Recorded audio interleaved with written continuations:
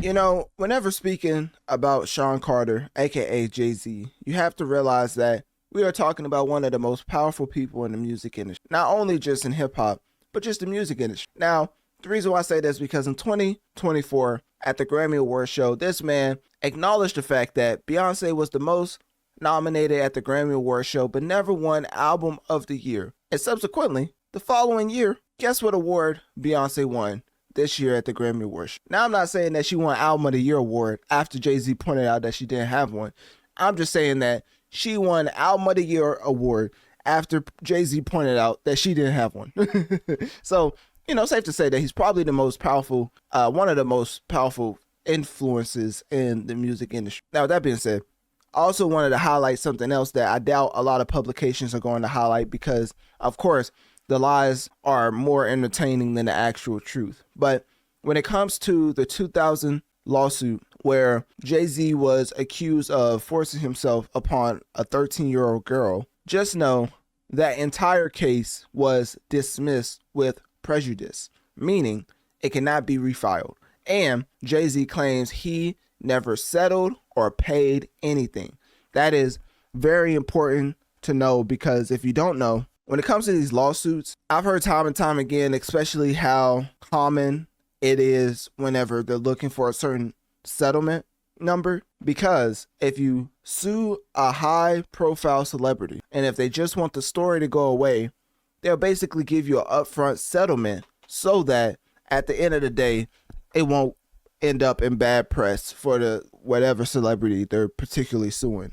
So when Jay-Z made it clear that this case was dismissed with prejudice, but not only that, Jay-Z never settled or paid anything, I think that is a phenomenal W, and pun intended, he is setting the blueprint for how to handle these situations going forward. Now, of course, addressing the elephant in the room, let's just look this up right quick. It's probably not going to be right, but addressing the elephant in the room, Jay-Z is reportedly worth $2.5 billion.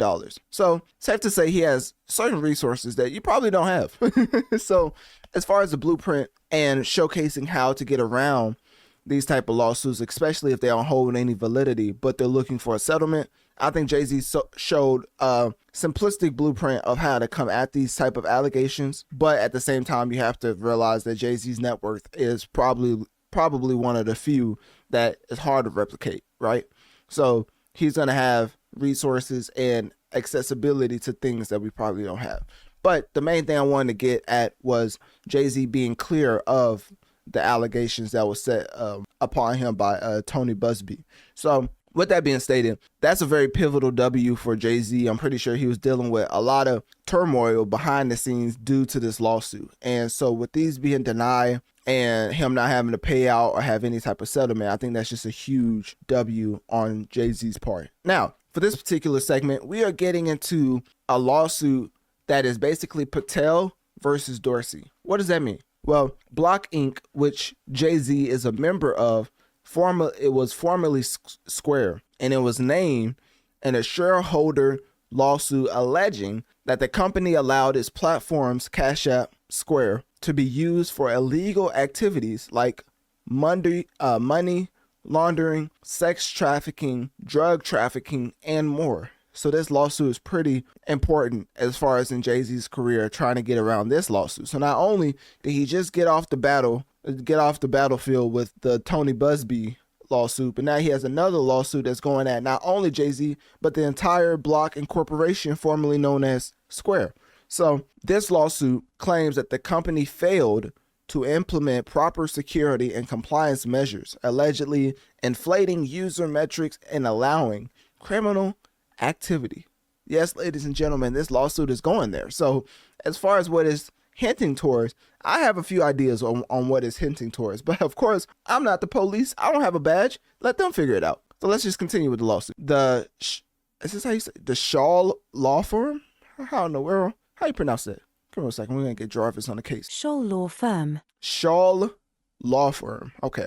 And Levy and Korsinski, LLP, have announced shareholder lawsuits citing securities fraud. Jay-Z's role in this case is basically because he's part of the Block's board. So that's why I combined this with the fact that he just ended up beating the other lawsuit as far as the 13-year-old girl lawsuit. He ended up beating that lawsuit. But as far as this one seems even bigger than Jay-Z, as it's only mentioning Jay-Z because he's a member of Block Inc. They're going after the entire Block Inc. corporation. It's not just Jay-Z. So now they had to come out as far as the Block Inc. board. They came out and basically said the accusations involve oversight. No, they didn't come out at all.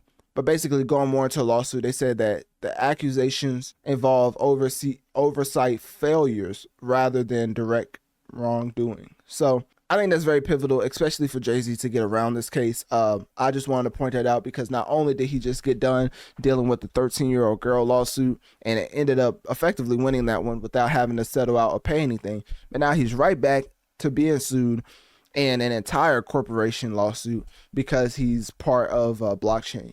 So basically, it's not really directly Jay-Z. I mean, his title deal with Block was already criticized a lot, and I don't have to get into the fact that Jay-Z basically told the artist this is a platform for the artist, and as soon as it got to a certain evaluation, he sold it to. We're not gonna get into that, right? Because I don't want the van showing up to my door. So with that being said, this lawsuit is very pivotal. The Block suit will definitely keep Jay-Z in the headlines, and this is a very pivotal lawsuit when it comes to the overall corporations being mentioned. Because if you don't know, when it comes to Block and what they own as far as Cash App, the 50 million users might see trust erode, indirectly pressuring this board tenure. But it's not more of a personal Jay-Z crisis. It's just an overall corporation crisis that Jay-Z is a part of. So as far as long-term impact, Jay-Z obviously has made a lot of very phenomenal business decisions to the point where now he's probably regarded as one of the more genius business minds ever created as far as on planet Earth, right? Y'all gonna say I'm glazing, but y'all really gotta look at the history of Shawn Carter. There's a reason why he said on a track, y'all wouldn't believe me if this wasn't in live action, because his life story is pretty insane. With that being said, I mean, he's also had a lot of flops in the past because, with every venture, there's bound to be success and failure. And with Tidal flopping the way it did, it definitely showcased that not even the most genius minds in the industry can end up making a misstep, right? That's basically what it showcases. So when it comes to the Block Inc. lawsuit, that will basically take some time, as it's more of a corporation fight than an actual Jay-Z fight. So even though Jay-Z will probably, be behind the scenes trying to help Block win this lawsuit, it doesn't necessarily only pertain him. So with that being said, that's basically it as far as the Jay-Z news is considered. I wanted to cover this because, of course, I think it's very pivotal to know what these high-profile celebrities are going through as far as the industry is concerned. Because a lot of things that happen behind the scenes that end up being headlines later down the road because of the ramifications. Prime example, Diddy. I covered Diddy extensively. I mean, type in Diddy Analytic Dreamz with the Z. You will see I covered the Diageo deal way before he was even thought of to get locked up, right? And I talked about how that was a huge deal going on as far as him going against Diageo.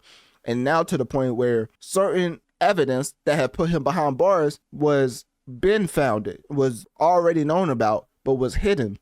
But now, all of a sudden, a year after you end your deal with Diageo, which is like one of the biggest liquor companies in the world, you end up behind bars for a video that people been knew about, but you may go away because of your connections and ties. And it's just interesting how now those connections and ties are no longer there. Hence Diageo splitting ways with him, or parting ways with him, and then this happens. So obviously I'm not like excusing Diddy for any of his actions. I'm just talking about how long they waited to even pull this evidence up. Very interesting. So with that being said, click my link tree in my bio.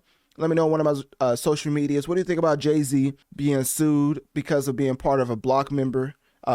Because of being a member of Block Incorporation. And what do you think is going to be the overall outcome to this lawsuit?